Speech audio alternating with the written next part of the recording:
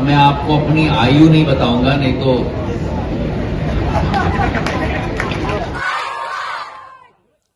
साथियों नमस्कार, मैं हरीशचंद्र कुशवाहा। कई राजनेता अच्छे मोटिवेटर होते हैं, कई झूठ बोलने में, कई वादा करने में, कई वादा निभाने में, कई योजनाएं बताने में, कोई फिजिकल फिटनेस में, कोई दौड़ने में, कोई खेल में।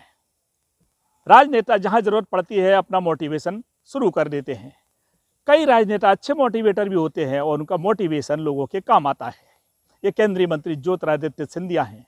ये ग्वालियर के विजया राजेश सिंधिया गर्ल्स कॉलेज मुरार में छात्राओं के बीच संवाद कर रहे थे। एक छात्रा ने सवाल पूछा कि तनाव कैसे रिलीज किया जाता है। आखिर छात्रा का सवाल और मोटिवेटर बने सिंधिया का जवाब, ये दोनों सुन लीजिए, कितना आपके काम का है। जानते हैं कि आप इतनी सारी चीजों को एक साथ हैंडल करते हो, तो कुछ छात्राएं जो पढ़ाई के साथ साथ भी काफी एग्जाम्स की तैयारी कर रही है और कुछ मैरिड छात्राएं जो घर की रिस्पॉन्सिबिलिटी के साथ साथ कॉलेज आती हैं, तो उनको बहुत ज्यादा स्ट्रेस हो जाता है और वो मैनेज नहीं कर पाती है। तो मैं आपसे पूछना चाहती हूँ कि कुछ तरीके बताएं आप, जिससे कि हम लोग फुल कॉन्फिडेंस से अपना एग्जाम दे पाए और उसको क्लियर कर पाए, मतलब तरीके जो स्ट्रेस को मैनेज करने के लिए। हम लोग बच्चे होते थे, एग्जाम का बहुत स्ट्रेस होता है, पर अब जब हमारा जमाना निकल गया, और मैं आपको अपनी आयु नहीं बताऊंगा, नहीं तो अब आने वाली पीढ़ी को मैं देखता हूं, तो जो स्ट्रेस आप लोगों के ऊपर आती है बहुत ज्यादा आती है, और सबसे महत्वपूर्ण होता है जिंदगी में स्ट्रेस मैनेजमेंट। अब मेरी आदत है, मैं थोड़ा अलग प्रवृत्ति का व्यक्ति हूं। मैं जब तक मेरा काम खत्म नहीं होता और मेरा डेस्क साफ नहीं होता, मैं सोता नहीं। तो रात के कभी 2 बज जाते हैं, 3 बज जाते हैं। पर 2-3 अनुभव के आधार पर 2-3 चीजें जिसने मुझे मदद की, मैं आपके समक्ष रखूं। पहला चीज है कि कोई भी जो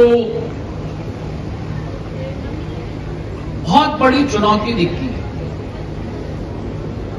या बहुत बड़ा लक्ष्य दिखता है,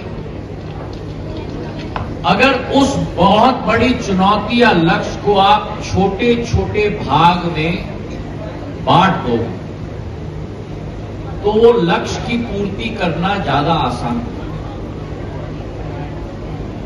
उदाहरण मैं आपको दे दूं।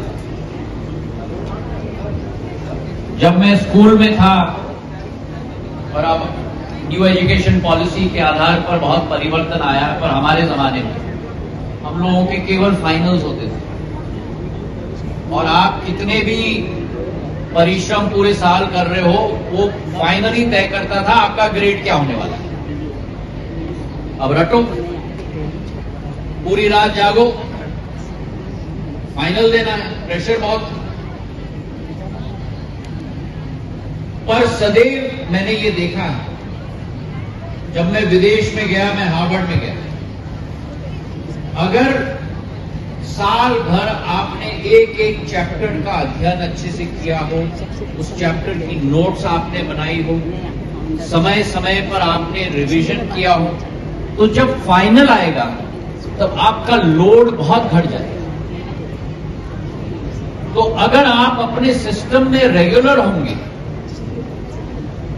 तो फाइनल परीक्षा में बहुत आसानी आ जाएगी। हम जब बच्चे थे, अब आपके जमाने की मैं नहीं बात कर रहा, पर हम लोग पूरे साल इतना पढ़ाई नहीं करते थे। हम लोग इंतजार करते थे फाइनल के टाइम, और जब फाइनल आ रहा है तब ट्यूशन लो, पूरी रात पढ़ो, और रटते रटते जाओ, और सुबह एग्जाम दे दो, घर आके फिर सो जाओ। पर अमेरिका जाकर ये जो अनुभव मुझे हुआ कि अगर रेगुलर हो गए तो इसके 2 लाभ हैं। एक, फाइनल के समय में आपका लोड कम होता है, और दूसरा, अगर पूरे साल आप रेगुलर हो गए, ज्यादा चीज हजम हो जाती है, आपके मस्तिष्क में एंटर हो जाती है। अगर पूरा क्रैम करोगे केवल फाइनल के समय में,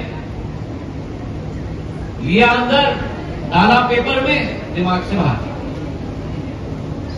एक तो ये। दूसरा मैं आपको कहूंगा, अपने दिनचर्या को सदैव बांट के रखो। पढ़ाई जरूरी है और मजबूरी भी है, जरूरी भी है और मजबूरी भी है, पर पढ़ाई के साथ साथ थोड़ा समय सदैव अपने स्वास्थ्य के लिए भी निकाल के रखो। जितनी भी आपकी व्यस्तताएं हो, आधा घंटा हो, 45 मिनट हो, अपने शरीर के लिए निकाल के रखो।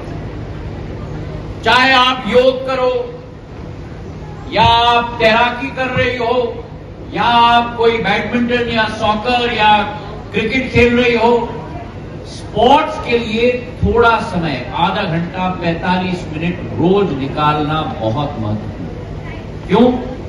क्योंकि स्पोर्ट्स के आधार पर, फिजिकल एक्टिविटी के आधार पर शरीर में एंडोर्फिन सिक्रीट होता है।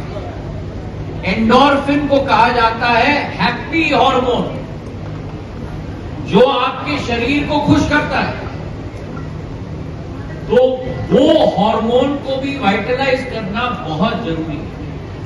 आपके शरीर भी फिट होगा, वो अलग बात है, और मानसिक प्रभाव भी एक्सरसाइज का व्यक्ति के ऊपर पड़ेगा।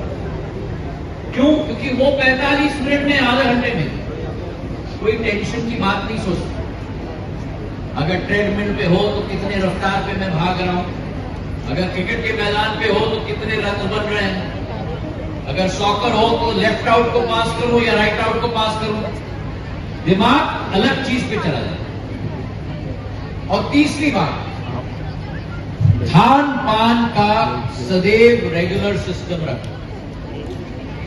सबसे बड़ा दुष्प्रभाव पड़ता है अगर आपकी डाइटरी हैबिट्स को आप कॉम्प्रोमाइज करोगे मेंटल टेंशन के आधार पर। क्या खा रहे हो, कब खा रहे हो, कैसे खा रहे हो। जिंदगी में मुंह से जो निकलता है उस पर ध्यान रखना, शब्दों का प्रयोग, और मुंह के अंदर क्या जाता है उस पर भी ध्यान रखना, क्योंकि उसका प्रभाव स्वास्थ्य पे पड़ता है। अब जलेबी, कचौड़ी, समोसा, उसके बदले में श्री अन्न लो। इंटरनेशनल ईयर ऑफ मिलेट्स भी था पिछला वर्ष भारत का, और ये भारत का एक सांस्कृतिक पुराना खान पान है, तो अपने खान पान पे भी ध्यान रखो। ये 3 चीज। और चौथी चीज मैं कहूंगा, जो मुझे थोड़ा आराम देती है, सबको नहीं, पर दिन में थोड़ा समय थोड़ा संगीत को भी सुनो। संगीत से आराम अपने आप आता है। पढ़ाई भी कर सकती हो संगीत को सुनते सुनते। कॉलेज में मैं पेपर्स लिखता था कंप्यूटर पे, संगीत बैकग्राउंड पे होता था, मेरे कंसंट्रेशन को कोई बुरा प्रभाव नहीं पड़ता। म्यूजिक, फिजिकल एक्सरसाइज, खान पान और रेगुलर अपने सेशंस को आप बनाते रहो।